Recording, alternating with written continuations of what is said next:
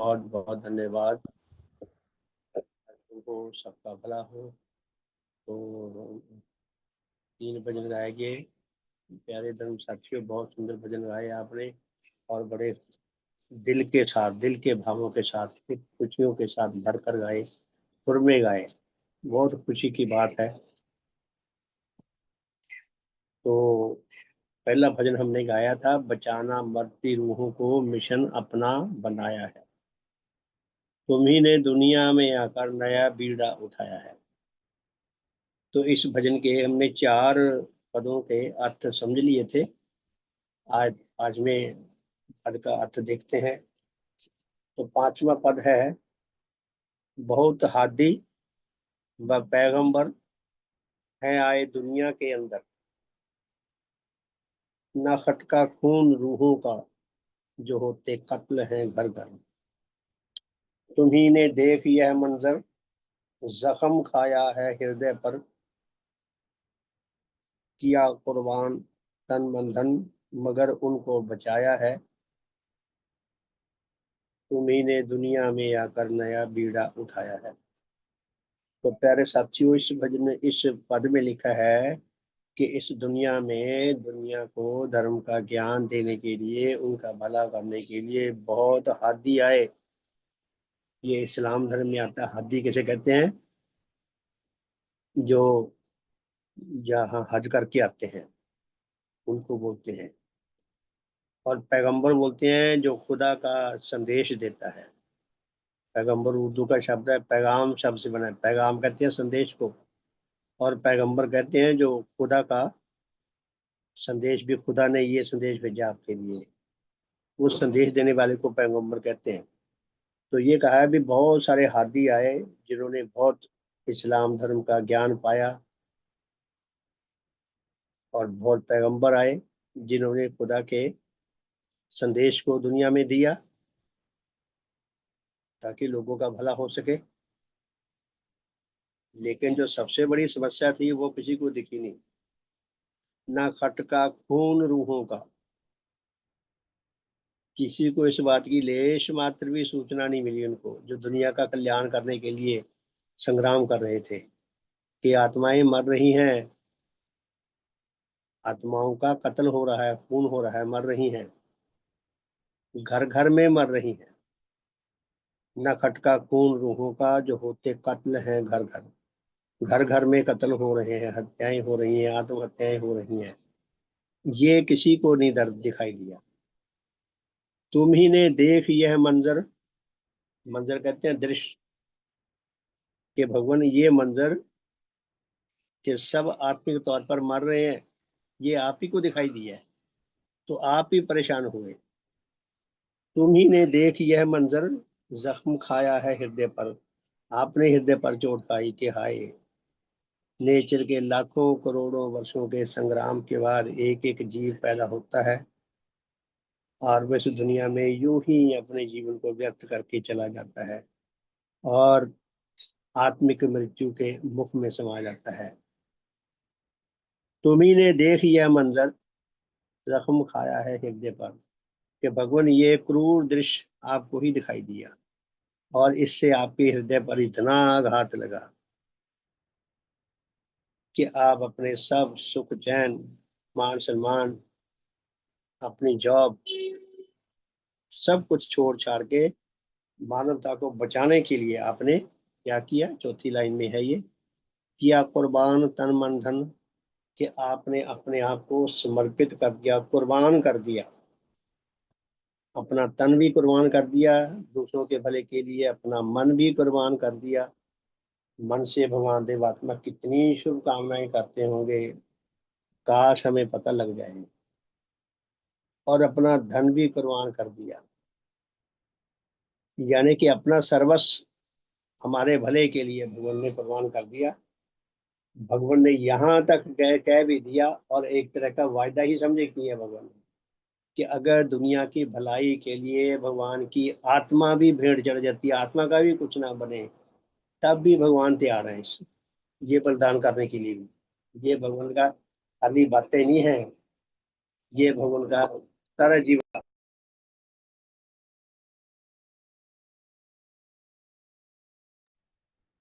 किया कुर्बान तन मन धन मगर उनको बचाया है। भगवान आपने अपना सर्वस्व बलिदान करके, कुर्बान करके दूसरों को बचाने में लगे रहे, आज भी लगे हुए हैं। आप हमारे परम उपकारी हैं। बचाना मरती रूहों को मिशन अपना बनाया है। भगवान आपने मरती हुई आत्माओं को बचाने के अपना उद्देश्य बनाया, अपना लक्ष्य बनाया। तुम्ही ने दुनिया में आकर नया बीड़ा उठाया है। आपने एक नई कसम खाई, नई प्रतिज्ञा ली जो आज तक और किसी ने नहीं ली थी। इसलिए हे सतगुरु, हे भगवान, आप धन्य हैं। तो बहुत बहुत सम्मान के योग प्यारे साथियों, आजकल हम 16वां अध्याय पढ़ रहे हैं भगवान देवात्मा की जीवन गाथा का। तो 16वें अध्याय में कल हमने कहाँ छोड़ा था? ये अध्याय यह है कि धर्म पथ प्रदर्शन के लिए मुक्ति प्राप्त सद्गुरु तथा अन्य साधनों की आवश्यकता। धर्म पथ प्रदर्शन करने के लिए हमें धर्म मार्ग तभी दिखेगा जब हमें ऐसे सद्गुरु मिलेंगे जो खुद मुक्ति प्राप्त हो, जिनके अंदर लेश मात्र भी मानवीय दुर्बलता ना हो। हम मनुष्यों में जितनी दुर्बलताएं हैं, जिनसे जो गुरु हमारी मानवीय दुर्बलताओं से पूरी तरह शुद्ध पवित्र हो, मुक्ति प्राप्त सदगुरु चाहिए। और साथ में कुछ अन्य साधनों की भी हमें आवश्यकता है। तो कल हमने पढ़ा था, ये 6 बातें थी, मैं एक बार फिर दोहरा देता हूँ कि पाप बोध के बाद धर्म मार्ग की राह दिखाने और पाप बोधों को स्थिर रखने और उन्नत करने और हृदय में बल संचार आदि के लिए 6 बातों की आवश्यकता है। कि एक तो हमारे अंदर पाप का बोध पैदा हो, और फिर पाप का बोध जो है वो स्थायी हो जाए। ये नहीं 2 दिन तो हमें बोध रहा, तीसरे दिन भूल गए, कि वो स्थायी बन जाए हमारे अंदर सदा के लिए, और बल्कि समय के साथ साथ और बढ़ता रहे। और फिर उसके साथ साथ हम उस बोध के अनुसार जीवन जीने के योग्य बन सकें, नीच चिंताओं से, नीच गतियों से, नीच आकर्षणों से बचे रह सकें। इसलिए हमें आध्यात्मिक बल की जरूरत है। इसलिए हमें आध्यात्मिक बल मिल सके तभी हम आगे चल सकेंगे। तो उसके लिए 6 बातों की आवश्यकता है। पहली बात थी मुक्ति प्राप्त सदगुरु, कि हमें ऐसा गुरु मिले जो खुद मुक्ति प्राप्त हो, अर्थात भगवान देवात्मा मिले। जिस जन को भगवान देवात्मा सदगुरु के रूप में नहीं मिले, वो चाहे कुछ बना फिरे, चाहे बड़े बड़े धार्मिक उसने मठ बना रखे हो, बड़े बड़े संत बुला रखे हो, बड़ा कुछ धर्म के नाम पे आयोजन होते हो, बड़े बड़े विशाल वहां पे क्या कहते हैं समारोह होते रहे, कुछ होता रहे जाए, धर्म की दृष्टि से वो बिल्कुल अंधकार में है। धर्म के नाम पे देखें कितने कितने शिविर लगते हैं, कितने बड़े बड़े आयोजन होते हैं, सड़कें रुक जाती हैं। वो बीच बीच में तो ये ट्रेंड भी चल पड़ा था कि एक जगह कहीं कथा कीर्तन हो रहा है, कथा हो रही है, जगराता हो रहा है, बाजार में बाजार में किसी स्कूल में मैदान में बड़ा आयोजन किया गया, रात को जगराता किया गया, या कोई कथा की गई 2-3 दिन के लिए, तो लाउड स्पीकर बाजारों में दूर दूर तक लगा दिए गए। चारों ओर जिधर बाजार जा रहे हैं सब तरफ लाउड स्पीकर, तार जुड़ी हुई है, जैसे लड़ियां जलती ना, ऐसे लड़ियों की तरह लाउड स्पीकर लगा के मैंने खुद देखे ऐसे देश। वो इतना कुछ करके भी रिजल्ट तो जीरो आया। परिणाम जीरो क्यों आया? कि वो धर्म के नाम पे जो शिक्षा देनी थी, सच्ची शिक्षा थी नहीं, चोरी। सुदेश जी आपका अच्छा बंद हो गया, ठीक है, धन्यवाद। अर्पित जी अपना माइक बंद करें। अर्पित जी शुभ हो आपका, धन्यवाद। तो मुक्ति प्राप्त में सदगुरु चाहिए। दूसरा था साधु संग, अच्छे धार्मिक जनों की संगति चाहिए। अब धार्मिक जन किसको मानेंगे हम?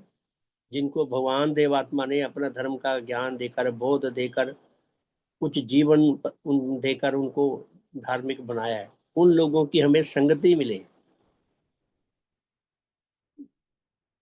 उनके साथ हमें उठने बैठने का, उनके सत्संग सुनने का, उनके विचार सुनने का, उनके अनुभव सुनने का, उनके लेख पढ़ने का, लेख सुनने का, है जी। ये उनके साथ जुड़ना है। यदि उनके द्वारा लिखे हुए हम लेखों को, उनके अनुभवों को, उनके भाव प्रकाश को भी पढ़ते हैं, उससे भी हम उनके साथ जुड़े हुए हैं। उनके उपदेशों को सुनते हैं तब भी हम उनके साथ जुड़े हुए हैं। तो हमें साधु संग की जरूरत है। तीसरा था, पहले महात्माओं के साथ धर्मगत संबंध।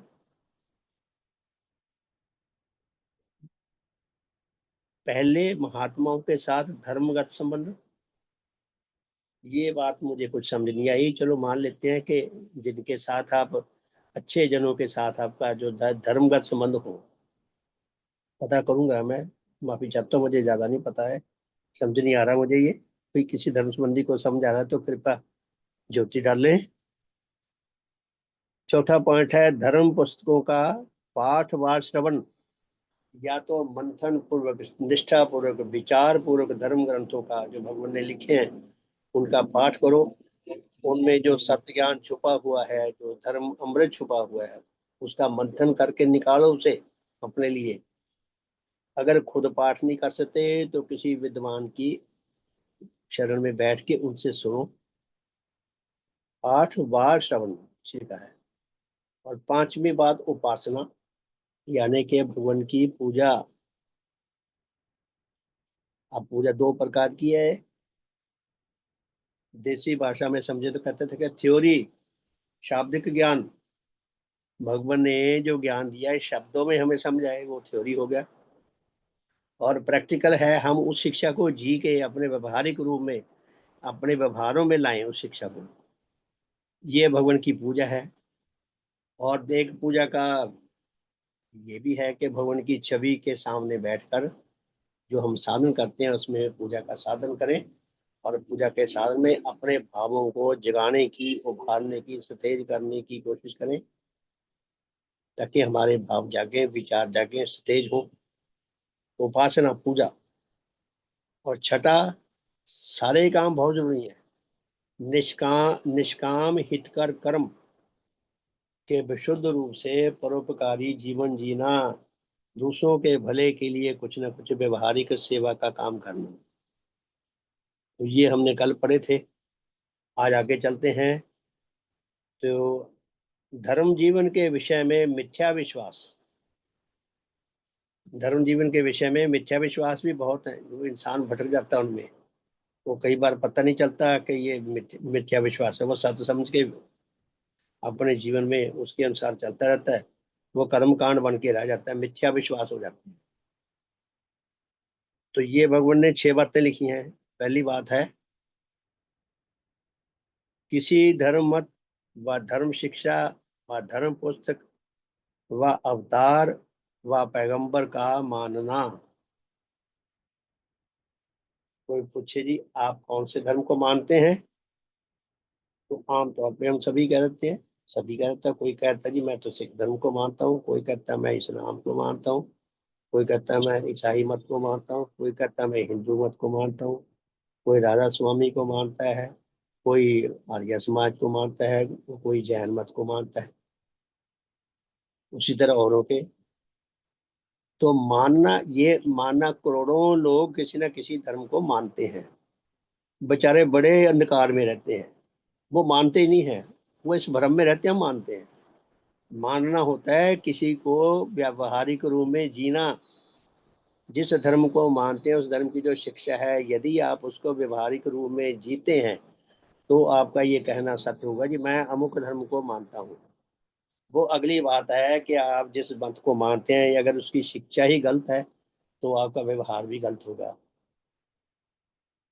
तो मानना का अर्थ है, जो सिंपल अर्थ जो लेते हैं लोग, कि जिस एक बार अपना दाखिल हो गए इसमें, चलो जी बस मैं इस धर्म का अनुयायी हो गया, तो ये मानना नहीं है। कि खाली एक बार अपना नाम लिखा दिया, चल ठीक है, सालाना अपना चंदा भी भर दिया, पत्रिकाओं के पैसे भी दे दिए, और समय समय पर उनके शिविरों में भी जाते रहे, ये मानना नहीं है। मानना तो है उसकी शिक्षा को व्यवहारिक रूप में अपने जीवन में उतारना। चाहे वो धर्म मत हो, चाहे किसी धर्म की शिक्षा हो, चाहे उसकी धर्म पुस्तक हो, चाहे वो उसके धर्म के किसी अवतार को कहे, कोई क्लेम करे भी ये अमुक जन हमारे धर्म में अवतार है, हाँ जी हम मानते हैं ये अवतार है, पैगंबर, वो संदेश देने वाला, खुदा का संदेश देने वाला। तो ये मानना जो है, ये मिथ्या विश्वास है। दूसरी बात, किसी मजहबी रस्म का पूरा करना। किसी भी मत में, किसी भी मजहब में, किसी भी धर्म में कुछ रस्में होती हैं, कुछ व्यवहारिक आचरण होता है। अगर रस्में ही पूरी करते हैं तो हम अपने आप को खुश कर सकते हैं कि मैं तो बड़ा भक्त हूँ, मैं तो बड़ा पुण्य कमा रहा हूँ, लेकिन उससे बनेगा कुछ नहीं। जहां मर्जी दौड़े फिरे, वो मानने की तरह ही है बस। रस्म पूरी कर दी तो रस नेचर में अटल नियमों का राज्य है।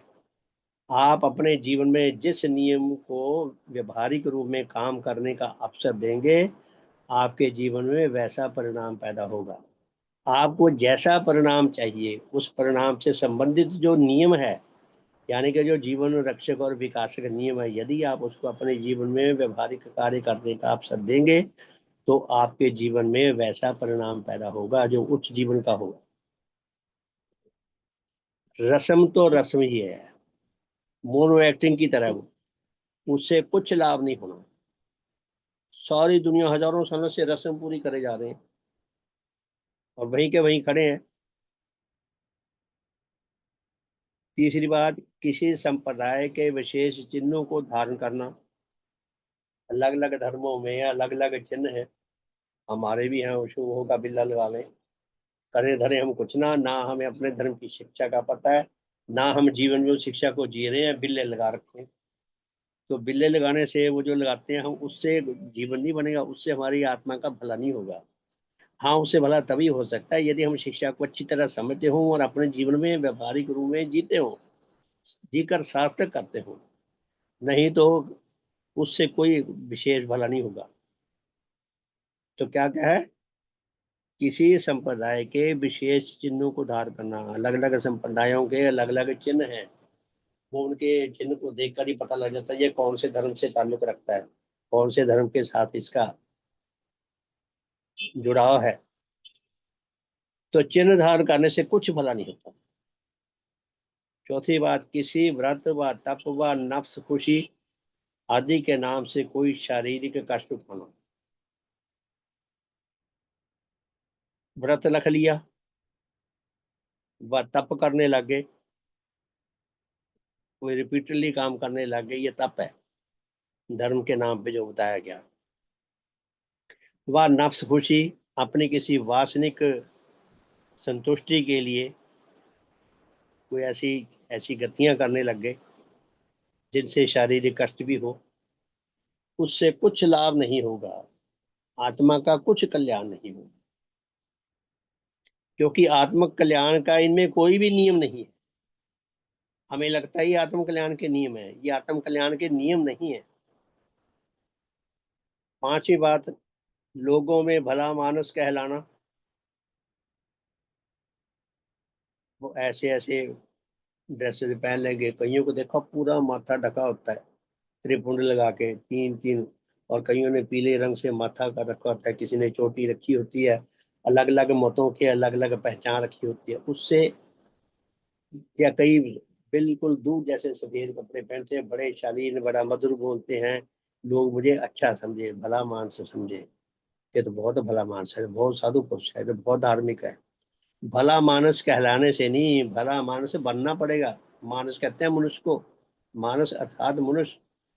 भला मानस कोई कहता रहे, किसी राक्षस को, किसी दुष्ट को सारी दुनिया भला मानस कहती रहे, रहेगा तो वो दुष्ट ही, दुष्ट होने का वो अपना दंड भी भुगतेगा, किसी को समझ आए या ना आए। तो भला मैं मानस कहलाने से कुछ लाभ नहीं होगा, ये मिथ्या विश्वास है। भला मानस बनने से लाभ होगा। सवेरे हमने पढ़ा था ना, वो टैगोर जी ने क्या लिखा है कि हे भगवान, जो गीतांजलि में गीत है उनमें एक गीत है ये, कि मैं अच्छा बनने की कोशिश नहीं करता, अच्छा दिखने की कोशिश करता हूँ। अच्छा दिखना और चीज है, अच्छा बनना और चीज है। और फिर उन्होंने आगे लिखा था, मैं जितना अच्छा दिखने का प्रयास ज्यादा करता हूँ, उतना मेरे जीवन का खोखलापन, उतना मेरा पाखंड और जोर से उजागर होता है, लोगों पे और ज्यादा अधिक स्पष्ट होता है भी ये तो पाखंडी है। तो वही बात ये है। छठी बात, किसी इबादत, इबादत कहते हैं पूजा को, किसी इबादत व पूजा आदि के समय किसी शांति व सुखप्रद प्रभाव को प्राप्त होना। कोई पूजा हो रही है, कोई इबादत हो रही है, और उसमें आपने भी देखा होगा, मैंने देखे हैं, बहुत लोग देखे हैं, तो वो कहते हैं जिसकी तो लौ लगी ईश्वर से, बस यूं हाथ उठाए ऊपर को, आसमान की ओर यूं ऊपर, जैसे ना नशे में ना, जैसे ना अकड़ गया हो, बस यूं यूं यूं बैठा है हाथ उठाए, इसकी तो लौ लग गई। या कोई रिपीटेडली हाथ हिलाया जा रहा है, अलग अलग ढंग से शरीर से कोई अलग अलग गतियां करे जा रहा है, जैसे किसी के ऊपर कोई भूत सवार हो गया हो। तो क्या कहते हैं भगवान, किसी इबादत व पूजा आदि के समय किसी शांति व सुखप्रद प्रभाव को प्राप्त होना। कोई कहे जब यहाँ पूजा होती है तो मैं तो दूसरी दुनिया में चला जाता हूँ, दूसरी दुनिया में चला जाता, तो या तो अपने अनुभवों से हमें अवगत करा कि ऐसी क्या विशेषता थी जो यहाँ से ज्यादा बेटर थी, ताकि हम भी पा सके। ये कुछ नहीं पता।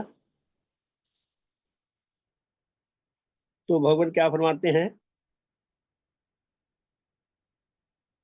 कि ये सब अलामतें, ये सब लक्षण जो छह बताए हैं, छह में धर्म संबंधी सच्चे नवजीवन की प्राप्ति का कोई लक्ष्य नहीं है। किसी जन्म में सचमुच में धर्म जीवन आ गया, उसका ये कोई लक्ष्य नहीं है। उसका व्यवहार और होगा जिसमें सचमुच का धर्म जीवन आ गया होगा। यह सब लक्षण ऐसे जनों में भी पाए जाते हैं कि जो धर्म जीवन से पूरी तरह खाली होते हैं। और भी कहते हैं ऐसे लक्षण ऐसे जनों में भी दिखते हैं जिनमें धर्म जीवन बिल्कुल नहीं होता।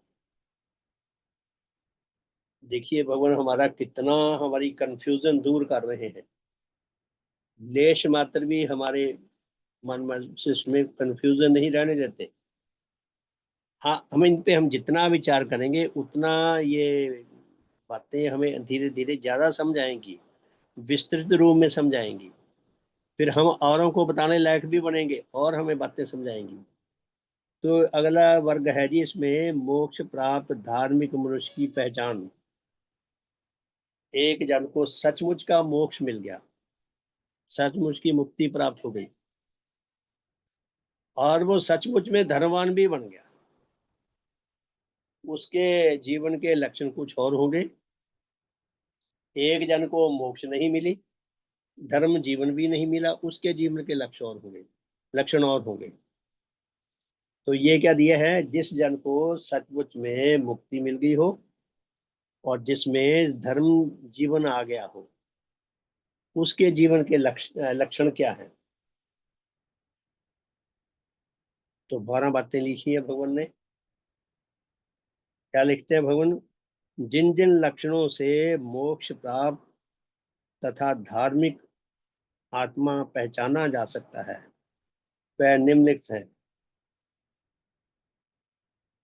पहला लक्षण, मुक्ति प्राप्त और धर्म जीवन से सुसज्जित व्यक्ति के जीवन का। ऐसे जन के हृदय से सब प्रकार की बुरी कामनाएं मर जाती हैं। पहला लक्षण ये है कि वो किसी के लिए लेश मात्र भी बुरी कामना नहीं रहती। आम लोगों में रहती है ना, जिससे घृणा करते हैं ये मर जाए, इसका सत्यानाश हो जाए, इसका ये हो जाए, इसका वो हो जाए। तो जिसको, जो सचमुच में मुक्ति प्राप्त है, मुक्ति नीच भावों से तो पाई है, और जो सचमुच में धर्मवान बन गया, उसके जीवन का पहला लक्षण ये है कि वो किसी के प्रति भी उसके हृदय में बुरी कामना नहीं रहती और कोई बुरी आकांक्षा पैदा भी नहीं होती उसमें। भगवान देवात्मा जब बेड रिडन थे, मार्च 1929 के एंड में ही बात है, 5-7 दिन अपने देवलोक गमन से शायद 5-7 दिन पहले की बात है, तो भगवान ने कहा कि मैं अपने जीवन से बहुत संतुष्ट हूँ। मैंने जितना कुछ अब काम किया है, मैंने जितना कुछ लाभ किया है, जितना कुछ प्राप्ति की है, मैं बहुत संतुष्ट हूँ अपने जीवन से।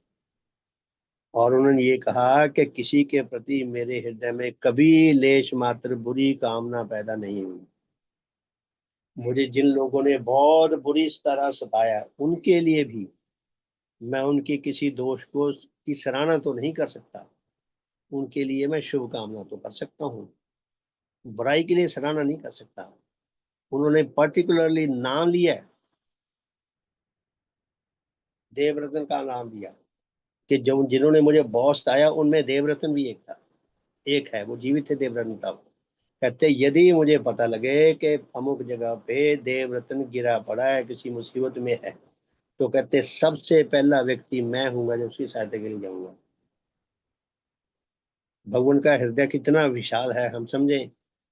कहते देवरत्न ने जितनों ने मुझे सताया वो उनसे चैंपियन है, सबसे बड़ा वो, उसने मुझे बहुत सताया है, मैं उसके लिए भी जाने के भगवान ये बताना चाहते हैं। कहते मेरे हृदय में कभी किसी के लिए बुरी कामना पैदा नहीं हुई। तो वही बात ही इसमें कही गई है कि ऐसे जन के हृदय से सब प्रकार की बुरी कामनाएं मर जाती हैं और कोई बुरी आकांक्षा उसमें उत्पन्न नहीं होती, कोई बुरी कामना उसमें जागती नहीं है। दूसरी बात, ऐसे जन का हृदय पवित्र रहता है, पवित्र भावों से भरा रहता है।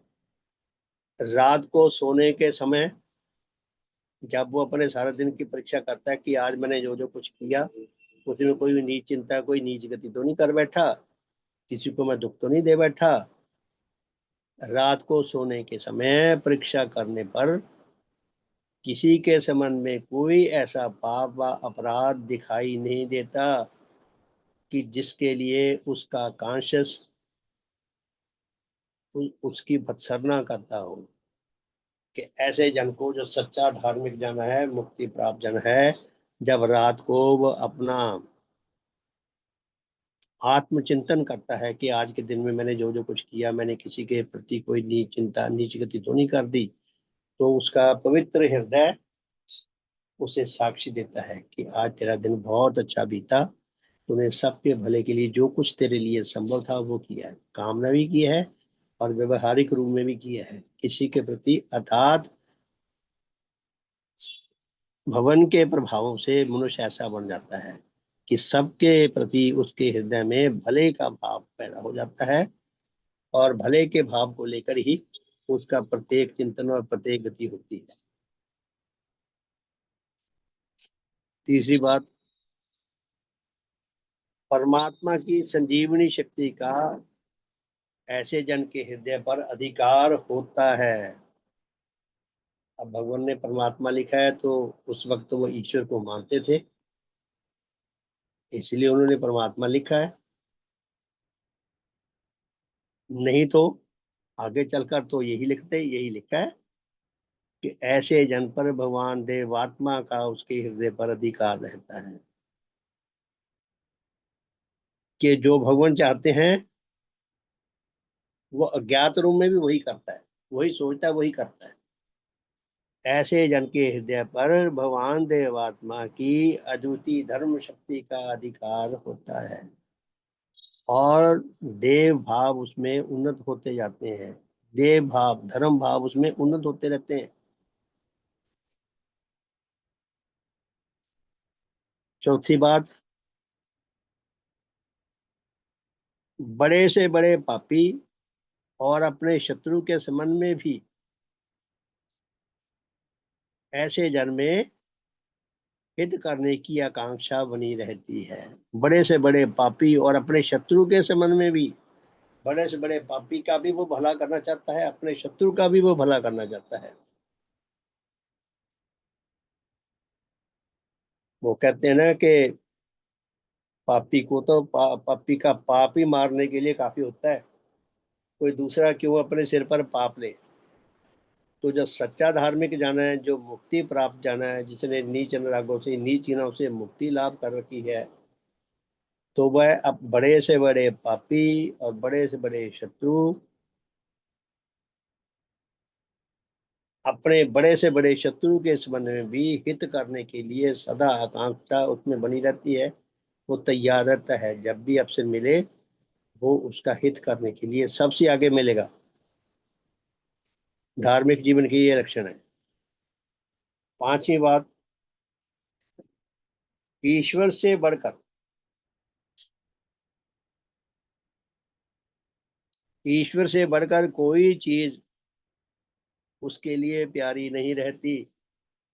अब भगवान ने ईश्वर लिखा, ईश्वर तो था ही नहीं, तब भी नहीं था, अब भी नहीं है, लेकिन भगवान देवात्मा में विश्वास था। बाद में भगवान ने अपनी इस शिक्षा में इसमें सुधार पैदा किया कि ईश्वर के स्थान पर कुछ और आएगा जो जगह लेगा। ऐसे जन को विशुद्ध परोपकार से बढ़कर और कोई चीज प्रिय नहीं लगती। भगवान देवात्मा और विशुद्ध परोपकार एक ही चीज है, एक ही सिक्के के दो पहलू हैं। सिक्के के दो पक्ष होते हैं ना, एक पक्ष विशुद्ध परोपकार है और दूसरा पक्ष यूं समझिए भगवान देवात्मा है। कि ऐसे जन में भगवान देवात्मा और विशुद्ध परोपकार से बढ़कर कोई उसे चीज प्यारी नहीं होती। और सब प्रकार की आंतरिक और बाह्यक बुत परस्ती व दुनिया परस्ती ऐसे जन के हृदय से चली जाती है। यानी कि ऐसा जन बुतों की, पत्थरों की पूजा नहीं करता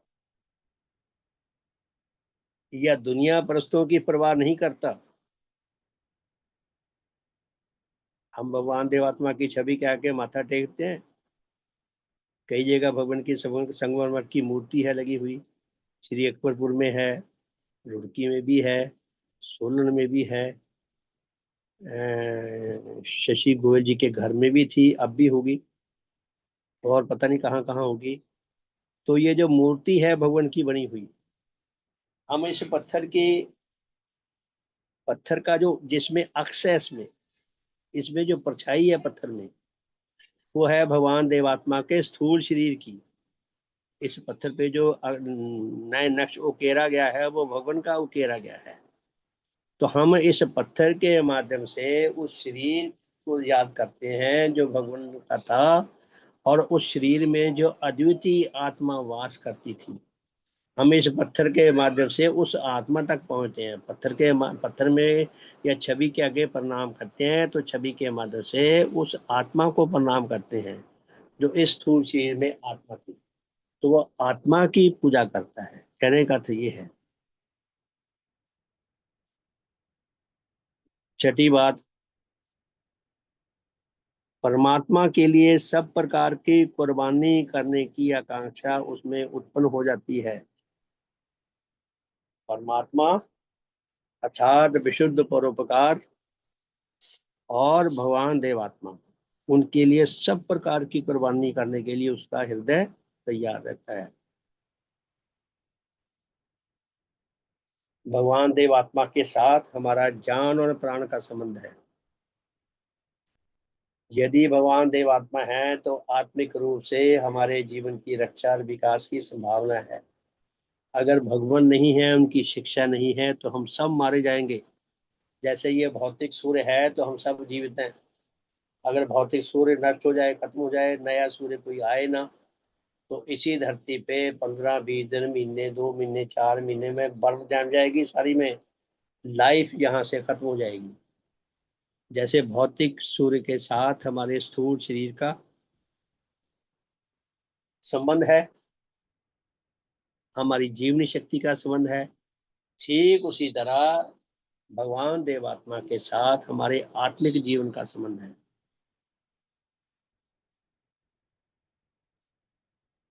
भगवान है, उनकी शिक्षा, उनके प्रभाव मिलते रहेंगे हमें, तो हम बचे रहेंगे। तो भगवान देवात्मा के साथ हमारा जान और प्राण का संबंध है। अगर हमने बचे रहना है तो हमें भगवान के लिए, उनकी शिक्षा के लिए सर्वांग त्याग करने के लिए तत्पर रहना होगा, ताकि उनकी रक्षा हो, उनका विकास हो, उनका भला हो, और हमें देव ज्योति और देव तेज और देव प्रेरणाएं मिलती रह सकें। माता पूजना जी, श्रीमती लीलावती जी, उनका जीवन चित्र हमने पढ़ा है ना, अभी कुछ दिन हुए उन्होंने, तो उन्होंने भगवान देवात्मा को स्वस्थ रखने के लिए, खुश रखने के लिए, अधिक से अधिक लंबी उम्र वो जीवित रहे स्थूल जगत में, इसके लिए उन्होंने अपने आप को प्रतिज्ञाबद्ध कर रखा था कि जहां तक संभव होगा मेरे लिए, मैं भगवान को अधिक से अधिक स्वस्थ रखूंगी, खुश रखूंगी और जीवित रखूंगी, ताकि भगवान देवात्मा धर्म का हमें और ज्यादा से ज्यादा दान दे सके।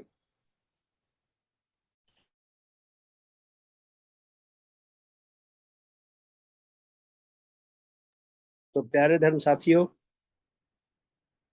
क्या दिया है? छठा पॉइंट, परमात्मा के लिए सब प्रकार की कुर्बानी करने की आकांक्षा उसमें उत्पन्न हो जाती है, विकसित हो जाती है। परमात्मा अर्थात विशुद्ध परोपकार और भगवान देवात्मा आध्यात्मिक जगत के देव सूर्य। सातवीं बात, जीवन के मार्ग में ईश्वर से आवश्यक आदेश मिलते रहते हैं। ये बहुत मूल्यवान है, इसको समझना बहुत जरूरी है।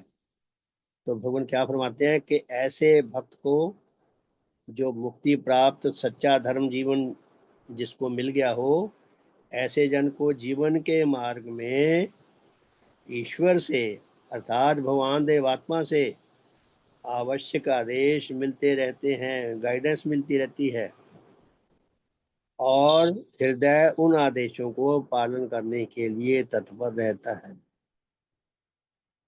भगवान के साथ हम जितना जुड़ेंगे, जितना भगवान को अपने हृदय पर अधिक से अधिक अधिकार देंगे, हम जो कुछ भी सोचेंगे, जो कुछ भी करेंगे, हर पल भगवान को सामने रखकर, कि हम कुछ ऐसा गलत ना सोचें जिससे भगवान को आघात लगे, हम कुछ ऐसा गलत ना करें।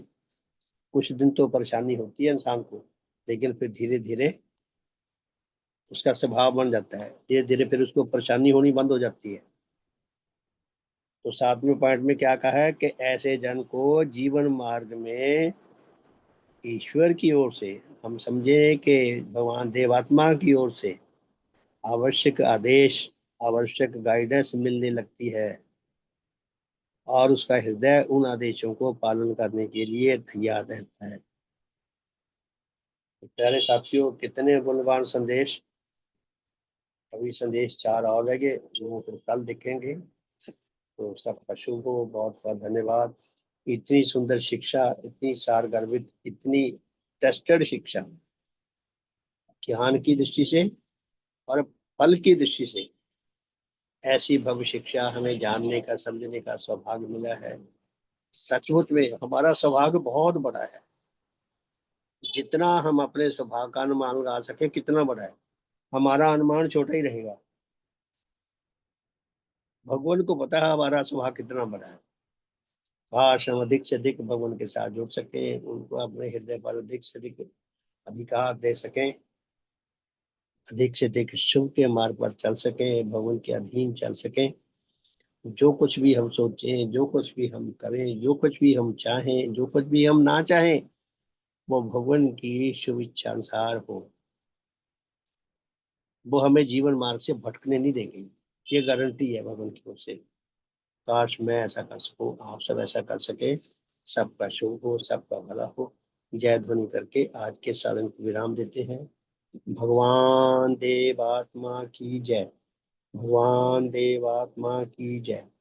भगवान देवात्मा की जय। भगवान देवात्मा की जय। सबका शुभ हो, सबका हित हो, सबका मंगल हो, सबका कल्याण हो।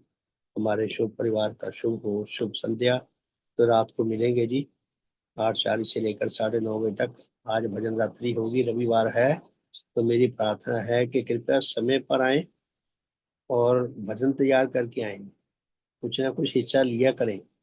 हमें किसी भी क्षेत्र में तभी हमारे भले का मार्ग खुलता है जब हम वहाँ पे मन वचन और कर्म से जुड़ते हैं, जब हम अपनी इन्वॉल्वमेंट शो करते हैं। मैंने देखा जब से राजेंद्र जी को छोटा सा ये तकलीफ दी है कि भी आप भजनों का बंटवारा किया करो, राजेंद्र जी पहले मिलते हैं, मेरे से पहले मिलते हैं। मुझे बड़ी खुशी होती है देख के कि ये हमारे अंदर ही आकर्षण बने। उसी तरह ये हैं अपना रीटा जी हैं, रीटा जी से प्रार्थना की थी, रीटा जी भी कोशिश कर भी आ जाए पहले, ठीक, तो बड़ी खुशी मिलती है। और भी जो भजन गाने वाले हैं, जिसको चाहिए कि मुझे भजन का मौका मिले, अब हमारे पास भजन गाने वाले ज्यादा हो गए। सवेरे और शाम की सभा में भजन कम होते हैं, तो कई बार ऐसा भी हो जाता है कि जितने भजन हैं उतनों को ही अवसर मिलता है, तो बाकी रह जाते हैं। लेकिन चाहते समय ये मैं भी जानता हूँ, समझता हूँ, तो बड़ी खुशी की बात है, हमारे अंदर ये भूख पैदा हुई है गाने की, इससे भी हमें बहुत तृप्ति मिलती है। तो सबका शुभ हो, शुभ संध्या। तो रात को मिलेंगे जी। अद्वैत जी, आप कुछ कहना चाहते हैं? शुभ हो। जी श्रीमान जी, मैं यहाँ पे दो बातें कहना चाहूंगा। एक तो कि मेरी सभी से विनम्र निवेदन है कि सभी छोटा छोटा भजन गाए ताकि औरों को भी गाने का वो मौका मिले। आप कोशिश करें कि ज्यादा से ज्यादा भजन के 2 पद गाएं, कई भजन बहुत लंबे लंबे हैं, तो हमारे धर्म साथियों से प्रार्थना है कि वो 2 पद गाया करें, ताकि टाइम कम लगे और ज्यादा से ज्यादा लोगों को उसमें अवसर मिल सके गाने का जी। दूसरी बात, दूसरी बात ये श्रीमान जी, ये ज्योति महेंद्र कौन है? अपने ग्रुप में नया नाम दिख रहा है। ज्योति महिंद्रा जी, अगर मुझे मेरी याददाश्त काम कर रही है तो भाटिया जी की सुपुत्री है ज्योति जी। अब वही है ना जो मैं समझ रहा हूँ? ज्योति जी, जी, अपना परिचय दो। ज्योति जी, हाँ जी, मुझे लगता है ये भाटिया जी की बिटिया हैं। हाँ ये जी, ये मेरे माध्यम से आई हैं। मैंने इनको लिंक भेजा था। अच्छा अच्छा अच्छा, अच्छा, हाँ, ये ये वही दिख रही है तो। देवाश्रम के पास ही रहती हैं, बिल्कुल सबसे पास इन्हीं का घर है। इसके पास, देवाश्रम के पास में। हाँ हाँ, भाटिया जी का घर है, मैं जानता हाँ हूँ। जी, हाँ जी, सबसे पास में इन्हीं का ही घर है, तो इन्होंने लिंक लिया था मेरे से ना। ठीक है, बहुत खुशी की बात है ज्योति जी, आप आया करें, बहुत अच्छा लगेगा। ठीक है ज्योति जी, तो शायद ठीक है जी। बहुत बहुत धन्यवाद अर्पित जी, पता लग गया आपको? जी श्रीमान जी, धन्यवाद श्रीमान जी। धन्यवाद जी, सबका शुभ हो, शुभ संध्या। तो रात को मिलेंगे जी। धन्यवाद।